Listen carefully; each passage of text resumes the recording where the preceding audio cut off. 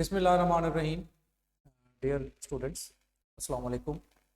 आज हमने chapter number 5 first year का स्टार्ट करना है और आज हम कुछ इंट्रोडक्शन इसका देखेंगे। सर्कुलर मोशन से रिलेटेड है और एंगुलर डिस्प्लेसमेंट और एक आध प्रूफ है वो भी साथ करेंगे। हम टाइम ज़ाय किए बगैर इसको स्टार्ट करते हैं। ये एक टेबल मैंने यहाँ पे बनाई हुई है। ये टेबल आपको काफ़ी हेल्प देगी न्यूमेरिकल्स के पॉइंट ऑफ व्यू से, इस चैप्टर को समझने के हिसाब से। एक तरफ मैंने लीनियर क्वांटिटीज लिखी हैं और एक साइड पे सर्कुलर क्वांटिटीज लिखी हैं। इनको कंपेयर करके आप इजीली जो है ना, कहीं पे भी जब इक्वेशंस यूज होंगी तो आपको समझ आ जाएगी कि इक्वेशन हमने कैसे चेंज की है। लीनियर मोशन में आप बात करते हैं डिस्प्लेसमेंट की, तो सर्कुलर मोशन में आप एंगुलर डिस्प्लेसमेंट की बात करेंगे।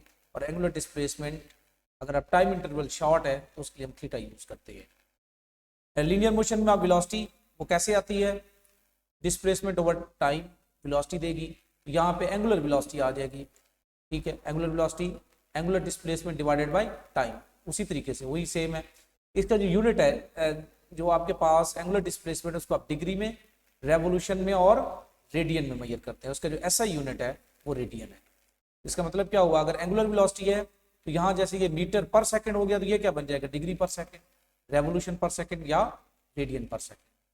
एक्सेलरेशन आपको पता ही है, किसी जगह पे वेलोसिटी जो चेंज हो अगर टाइम के हिसाब से, जैसे आप फोर्स लगाते हैं किसी ऑब्जेक्ट पे, उसकी वेलोसिटी जीरो से बढ़ना शुरू हो गई। सपोज के लिए ऑब्जेक्ट रेस्ट में है, फोर्स लगाई तो ऑब्जेक्ट में जो है ना उसकी वेलोसिटी चेंज हो रही है, तो फिर आप वहाँ टर्म यूज करते हैं एक्सेलरेशन। उसका यूनिट क्या होता था, मीटर पर सेकेंड स्क्वायर। यहाँ पे क्या है, एक जगह पे आपने टार्क अप्लाई किया, ठीक है। जैसे एक पंखा रुका हुआ है, आपने उसको ऐसे घुमाया, टार्क अप्लाई किया। एक लट्टू समझ लें, आपने उसको ऐसे घुमाया, टार्क अप्लाई किया, तो उसकी जो एंगुलर वेलोसिटी है वो बढ़ना शुरू होगी। तो उसके अंदर क्या प्रोड्यूस हो गया, एंगुलर एक्सेलरेशन, ठीक है। तो ये एंगुलर एक्सेलरेशन, ये लीनियर एक्सेलरेशन। लीनियर एक्सेलरेशन होता है velocity over time, angular acceleration क्या होगा, ओमेगा ओवर टी। बिल्कुल उसी सेम पैटर्न पे ये मैं बता रहा हूँ। इसका यूनिट क्या है, मीटर पर सेकेंड स्क्वायर। तो इसका क्या बनेगा, डिग्री पर सेकेंड स्क्वायर, रेवोल्यूशन पर सेकेंड स्क्वायर, या ऐसा यूनिट क्या होगा, रेडियन पर सेकेंड स्क्वायर। उसके बाद यहाँ पे लीनियर मोशन के अंदर आपके पास एक इंपॉर्टेंट जो क्वांटिटी है वो है मैस। लेकिन सर्कुलर मोशन के अंदर मैस से ज्यादा जो एक और इंपॉर्टेंट क्वांटिटी है वो है moment of inertia, I equals to mr square. यानी ऐसी प्रॉपर्टी जिसमें ऑब्जेक्ट अपनी रोटेशनल मोशन को बरकरार रख सके। और वो किस पे डिपेंड करेगी, मैस पे और साइज पे। तीसरी एक और चीज भी होती है इसके अंदर, वो है डिस्ट्रीब्यूशन ऑफ मैस। इसको आप ऐसे समझ सकते हैं कि एक रोड पे एक टायर को आप घुमा रहे हैं, उसको छोटे से पत्थर के ऊपर से आपने क्रॉस करवाना है। या तो उस टायर का रेडियस बढ़ाओ या उसका मैस ज्यादा हो। और अगर दो टायर हैं, सेम उनका रेडियस है, सेम मैस है, लेकिन मैस की डिस्ट्रीब्यूशन डिफरेंट है। एक का सारा मैस रिम पे है, एक का सारा मैस अंदर से भरा हुआ है। जैसे एक रिंग होता है ना और एक प्लेट होती है, हालांकि दोनों का रेडियस सेम है, मैस भी सेम है, दोनों को रोटेट करवाएंगे तो दोनों की रोटेशन में फर्क होगा। क्योंकि मैं डिटेल में आगे भी बताऊंगा। तो रोटेशनल मोशन जो है उसमें मैस के साथ आर जो है उस पर भी डिपेंड करेगा। इसलिए हम यहाँ मैस लेते हैं, यहाँ मैस नहीं लेते। रोटेशनल मोशन सिर्फ मैस पर डिपेंड नहीं करती, रोटेशनल मोशन चेंज हो जाएगी इन दो फैक्टर्स के हिसाब से। इसलिए हम यहाँ एक न्यू टर्म यूज करेंगे, यहाँ मैस, यहाँ पे आई। और आई किस चीज की इक्वल होती है, mr स्क्वायर की। जी F इक्वल टू m में फोर्स अप्लाई की, क्या हुआ, एक्सेलरेशन प्रोड्यूस हो गया। अब फोर्स की जगह हम टार्क, m की जगह I ऊपर पड़ा हुआ है, और एक्सेलरेशन की जगह अल्फा। ये देखिए ऑलरेडी हमने यूज किया। ये देखिए F इक्वल टू m में ये है Newton second law in linear motion. ये torque equals to I alpha, Newton second law in circular motion. देखिए कितना आसान है इसको याद रखना। अगर मैं स्टेबल आपको याद हो तो इजीली अपना सकते हैं। फिर आपने ये क्वेश्चन पढ़ी हुई है मोमेंटम की, P इक्वल्स टू mv। तो m की जगह I, v की जगह ओमेगा, और p की जगह मोमेंटम की जगह एंगुलर मोमेंटम।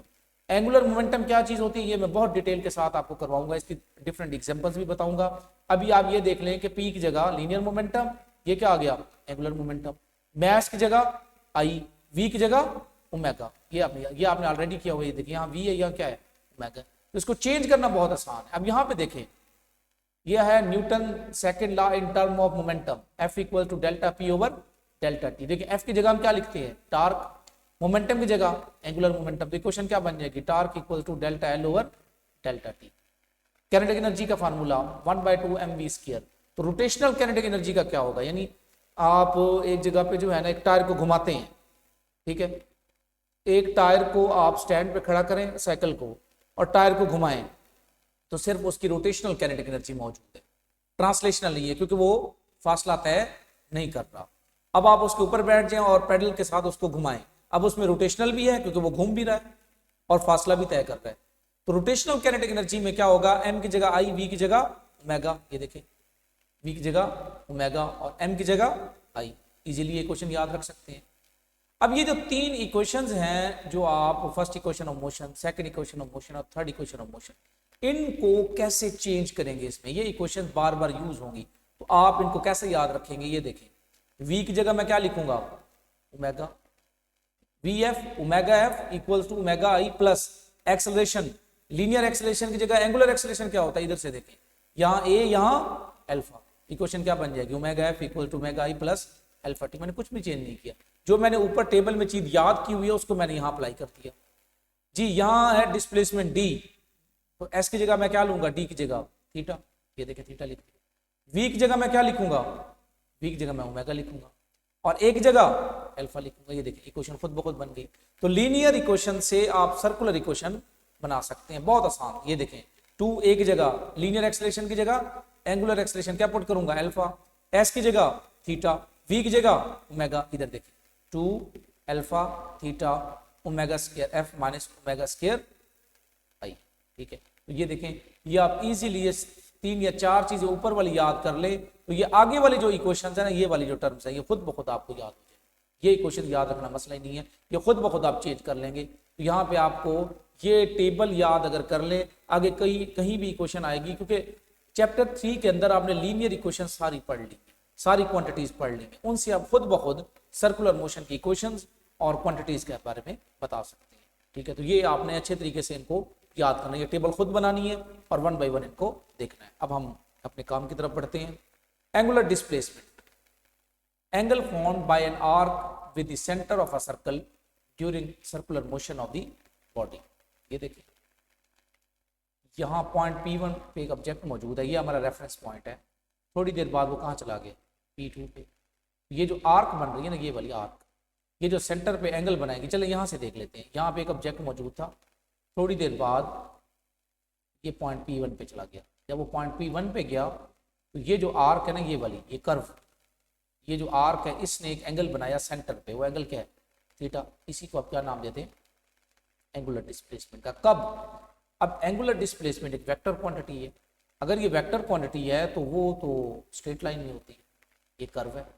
इसका मतलब ये हुआ अगर आप थीटा को एंगुलर डिस्प्लेसमेंट कहना चाहते हैं फिर आपको वैल्यू जो है थीटा की बहुत संभाल लेनी होगी। जैसे यहाँ पे है, अगर संभाल लेंगे तो ये देखें आपको ये जो वेक्टर है वो स्ट्रेट लाइन में आ रहा है, ठीक है। तो अगर आप उसी थीटा का वैल्यू बहुत संभाल लेंगे तो उसको आप क्या नाम देंगे एंगुलर डिस्प्लेसमेंट का। इसको मेजर किस में करते हैं, डिग्री, रेवोल्यूशन और रेडियन में। दोबारा देखें, एंगल फॉर्म कौन बना रहा है एंगल, ये आर्क बना रही है। यहाँ से भी बता सकते हैं, अगर रेफरेंस पॉइंट P1 है, ये देखें एंगल फॉर्म बाय ये आर्क कहाँ से P1 से P2 तक। इंटरवल हमने संभाल लिया, क्यों संभाल लिया, क्योंकि जब सवाल होगा तो ये आपको स्ट्रेट लाइन मिलेगी।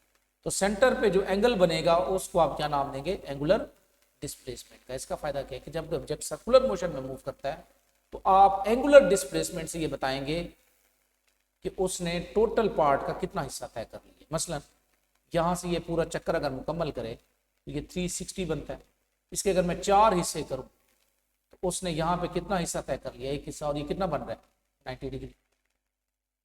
तो angle theta defined as angular displacement of OP during time interval T for very small value of theta, angular displacement as a vector quantity. ये पॉइंट O है, ये देखें, ये आपने ये कर्व, ये लाइन ये जैसे जैसे घूमती जाएगी, पहले यहाँ पे थी फिर यहाँ पे चली गई, उसने जो यहाँ पे एंगल बनाया है इसको आप क्या नाम देंगे एंगुलर डिस्प्लेसमेंट। बहुत आसान है। इसकी डायरेक्शन कैसे मेजर करते हैं, वो कहते हैं कि आप ऐसे करें, curl the finger of right hand in direction of motion then thumb give direction of motion. ये ऐसे जैसे कोई टायर घूम रहा हो, ये वो एक्सल, ये सेंटर है उसका, यहाँ से वो जो रॉड है उसको आप अपने हाथ में पकड़ लें, जिधर डायरेक्शन में मूव करवा रहे हैं उधर अपनी उंगलियां रखें आप, और जो थंब की डायरेक्शन होगी वो एंगुलर डिस्प्लेसमेंट की डायरेक्शन होगी। अगर एक ऑब्जेक्ट सर्कुलर मोशन में एंटी क्लॉकवाइज मूव कर रहा है, ये एंटी क्लॉकवाइज मूव कर रहा है, तो थंब की डायरेक्शन किधर है, ऊपर की तरफ। और अगर वो क्लॉकवाइज मूव करेगा, थंब की डायरेक्शन किधर बनेगी, नीचे की तरफ। तो आप कैसे मेजर किया आपने फिंगर्स को कर्ल कर लिया, किस डायरेक्शन में, जिस डायरेक्शन में आप ऑब्जेक्ट को सर्कुलर मोशन में मूव करवा रहे हैं। तो जो अंगूठे की डायरेक्शन होगी वो किस चीज की डायरेक्शन होगी, एंगुलर डिस्प्लेसमेंट। तो इसकी डेफिनेशन क्या बनेगी, आर्क जो है सेंटर पे जो एंगल बनाती है, अगर उसकी वैल्यू बहुत स्मॉल हो उसको आप क्या नाम देंगे, एंगुलर डिस्प्लेसमेंट।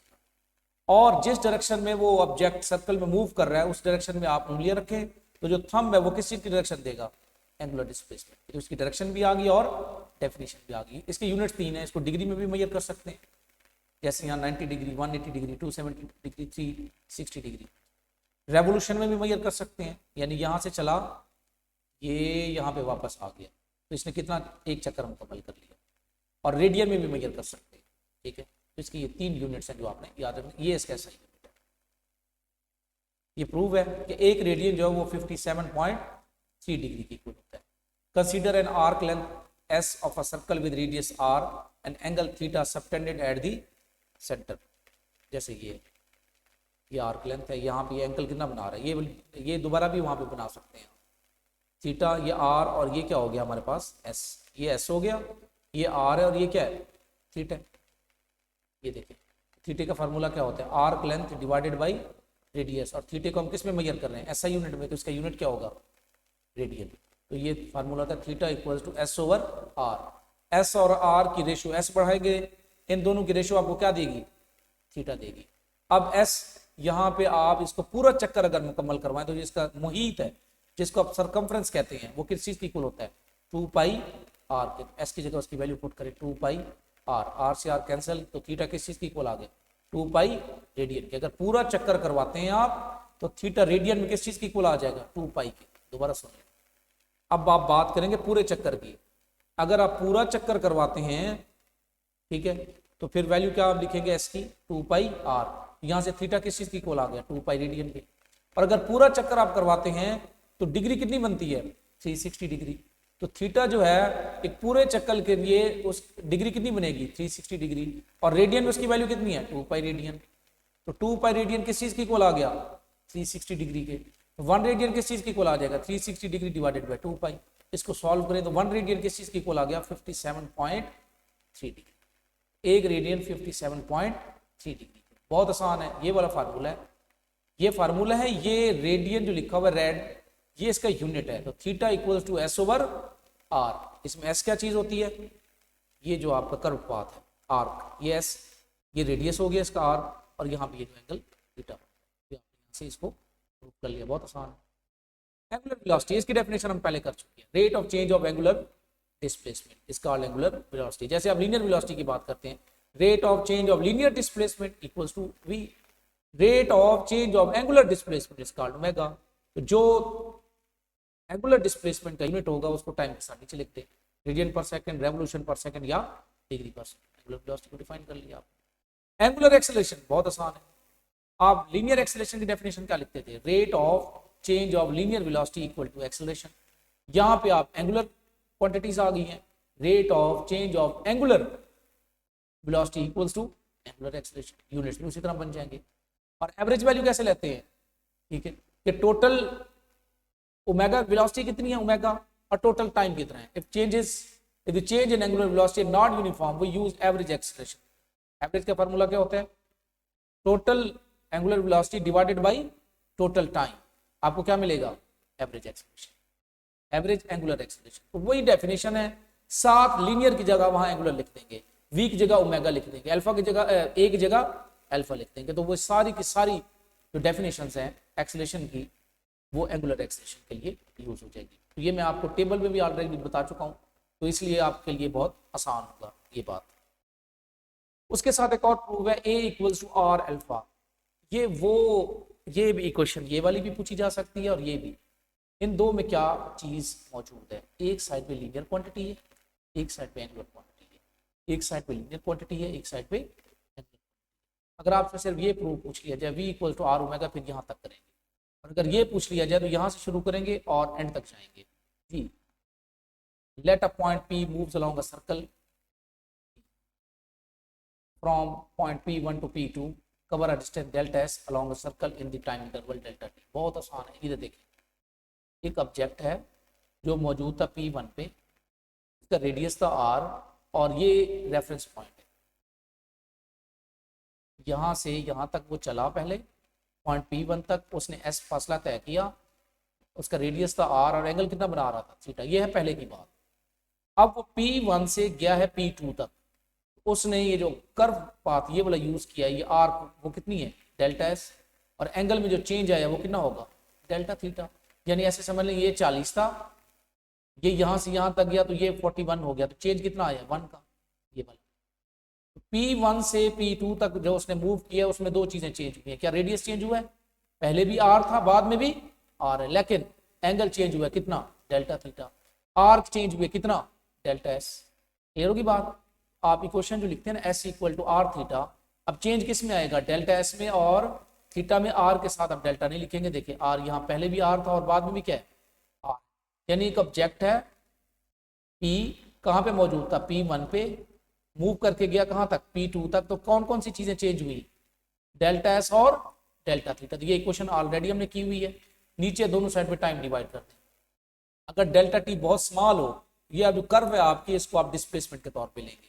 डेल्टा एस जो है ना, ये डी कहलाएगा, ये एस कहलाएगा, और ये डिस्प्लेसमेंट है। अब आपका पहले कर्व थी, अब ये डिस्प्लेसमेंट है, क्योंकि डेल्टा टी आप बहुत क्या लेने हैं, स्मॉल, यानी टाइम बहुत ही कम गुजरा है, 0.00001 समझ लें।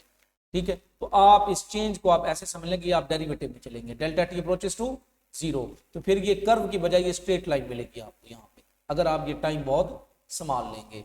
तो फिर delta S over delta T आपको v देगा, और delta theta over delta T आपको क्या देगा, ओमेगा। यही चीज आपने पहले की हुई है। तो आपके पास इक्वेशन बन जाएगी v equals to R omega. अब दोबारा टाइम पे डिवाइड करते हैं। जब दोबारा टाइम पे डिवाइड करेंगे, rate of change of linear velocity equals to acceleration, rate of change of angular velocity equals to angular acceleration. ये देखें, ये क्वेश्चन प्रूव होगी। एक साइड पे लीनियर क्वांटिटी है, एक साइड पे एंगुलर क्वांटिटी है। ये वो इक्वेशन है जिससे आप लीनियर पता हो तो आप एंगुलर मेजर कर सकते हैं, एंगुलर पता हो तो लीनियर मेजर कर सकते हैं। तो ये प्रूव है कि लीनियर एक्सेलरेशन इक्वल होगा radius multiplied by angular acceleration, या लीनियर वेलोसिटी इक्वल होगी radius multiplied by angular velocity. ये प्रूव आपने करना है। ये इंपॉर्टेंट शॉर्ट क्वेश्चन है। तो इंट्रोडक्शन में मैंने आपको जो टेबल बताई है उसको याद कर लें, तो आपके लिए सारी कहानी आसान हो जाएगी इस पूरे चैप्टर की। कहीं पे जो इक्वेशन यूज होगी आपको खुद ब खुद पता लग जाएगा कि ये इक्वेशन कैसे आएगी। ये आपका पहला काम होगा। उसके बाद आपने एंगुलर डिस्प्लेसमेंट की डेफिनेशन, दरमियान में एक दो और डेफिनेशन है, और ये वाला प्रूफ। ठीक है, उम्मीद है ये जितनी चीज़ें की हैं, साथ साथ मुकम्मल लेक्चर सुनना है, साथ साथ आपने इनको तैयार करना है। जो डायग्राम्स है इनको अच्छे तरीके से आपने बनाना है, और यहाँ से समझना भी है। ये देखें, इसमें जैसे नज़र आ रहा है कि डेल्टा एस चेंज हुआ है और एंगल चेंज हुआ है, आर चेंज नहीं हुआ। यहाँ पे भी आर है और यहाँ भी आर। तो ये छोटी छोटी चीज़ें जो है ना, डायग्राम सिर्फ ये है कि देखने से और चीज़ है, जब आप खुद बनाते हैं मिस्टेक्स भी होंगी, उसको बार बार बनाएं तो आप इसको इम्प्रूव कर सकते हैं। ये था हमारा आज का टॉपिक। ओके।